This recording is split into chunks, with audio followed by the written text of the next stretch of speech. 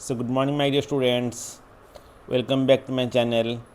So today our topic is regarding electronic waste and IT Act. Okay, so we have to know about what do you mean by electronic waste, where the electronic waste is coming, how to manage the electronic waste, and about Information Technology Act. If we are doing any kind of illegal thing related to cyber, okay, then what are the different acts based on this. So we'll see now today. Let's see one by one. So the first one is e-waste.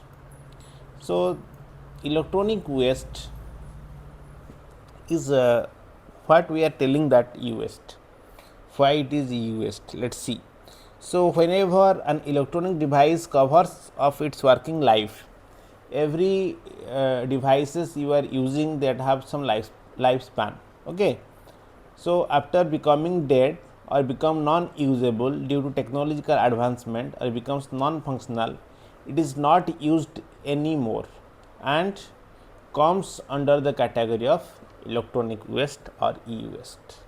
Suppose we are using a mobile phone, after using 2 to 3 year, now it is not working, it is not in the proper condition, so we will throw that, we will buy another phone.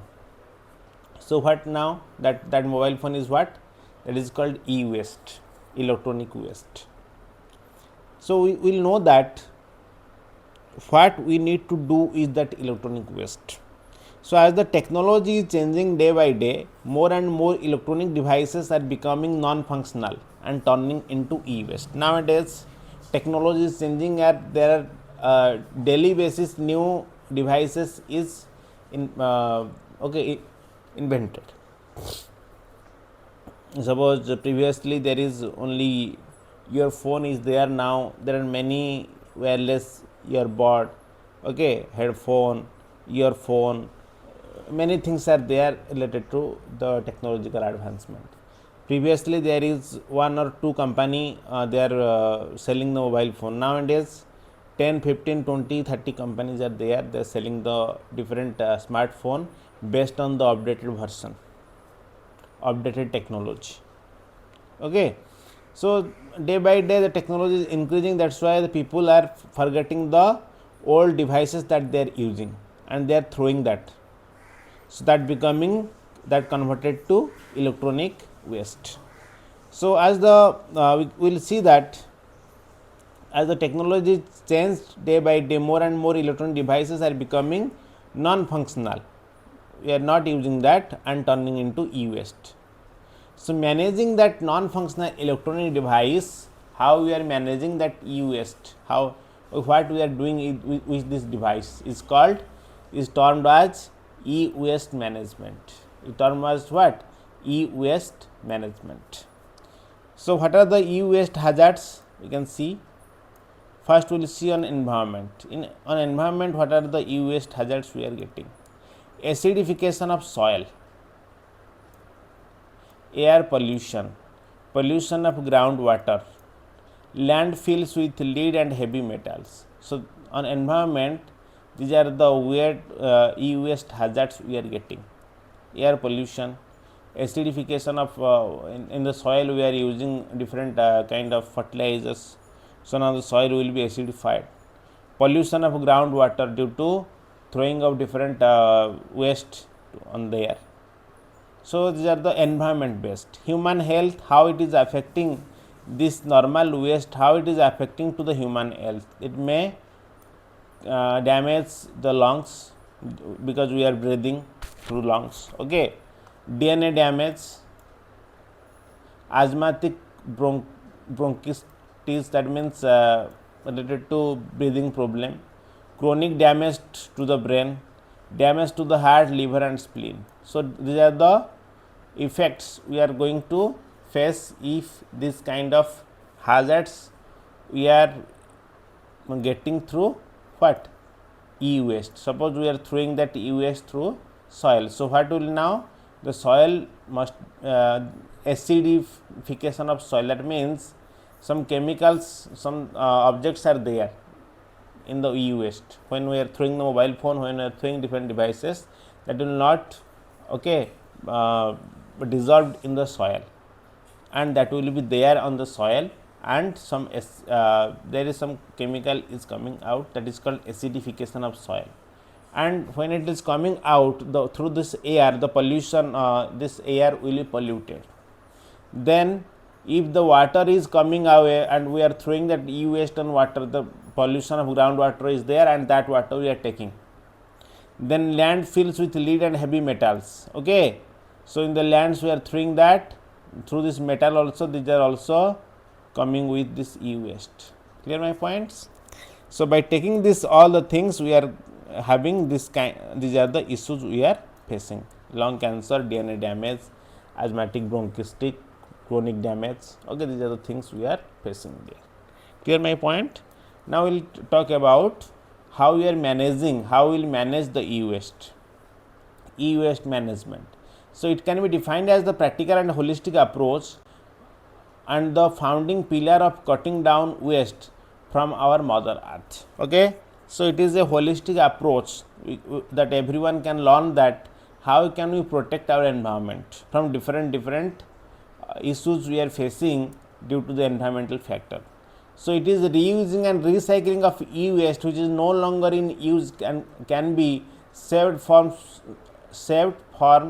some of its component. So we are using the different throwing the different devices. If with the means in case of throwing that, if you will be recycling this one, giving to some companies, again return back to some companies, then that company can take their parts and they can recycle it. So that is, he is telling that we are on the verge of a technological breakthrough. With the introduction of AI, we need to dispose of toxic e-waste from our home before we pile up more and more e-waste. So by becoming it will be more and more, we will be throw that will not throw that, it will be deposited to a particular place where it will be reused again. So we are is dire need of introducing a customer awareness campaign because of lack of interest and knowledge regarding e-waste. There are so many people, they don't have any kind of knowledge about how to manage the e-waste. So everyone should know that how to proper disposal of used electronic gadgets. What they are using Bluetooth, they are using mobile phone, they are using printer, they are using scanner. Okay, different devices they are using related to electronic gadgets, speaker, microphone, lot of things. So e-waste is growing problem for us in India. As 132 crore strong economy, we produce e-waste in large quantity. Okay, it is a growing problem. So it is very important to dispose of waste in a pragmatic manner, so that we can, our environment will be not polluted. Okay, so what are the ways, measures will take to stop this e-waste? Okay, stop throwing this e-waste here and there. So the first thing is, give back to electronic companies and drop off points. Drop off points means where they are taking, suppose they are doing some work, by taking this electronic gadget, you can give this either companies or any kind of small shop. Okay, electronic shop you can give it. Visit civic institutions where they are working on this electronic companies, they are working on this hardware technology. Donating your outdated technology. Suppose you are just having a phone and you are you want to buy a new phone, so that old phone you give to someone, donating. Okay, donate without keeping in your home as a e-waste, donate to someone, someone can use it. If they have no phone, then they can use this technology. Sell off your outdated technology. So if you are thinking that it is outdated, sell off. Okay, there are many options to sell your old devices. Then give your electronic waste to a certified e-waste recycler. Certified e-waste recycler, those can recycle your devices. Okay, e-waste devices, that is what, how you will be disposing the e-waste. Clear my point now? Now we will just talking about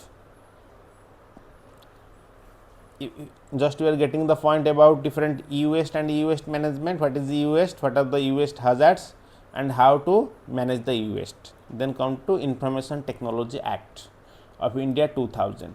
So, according to Wikipedia, the Information Technology Act 2000, also known as ITA 2000 or the IT Act, it is the act of an Indian Parliament number 21 of 2000.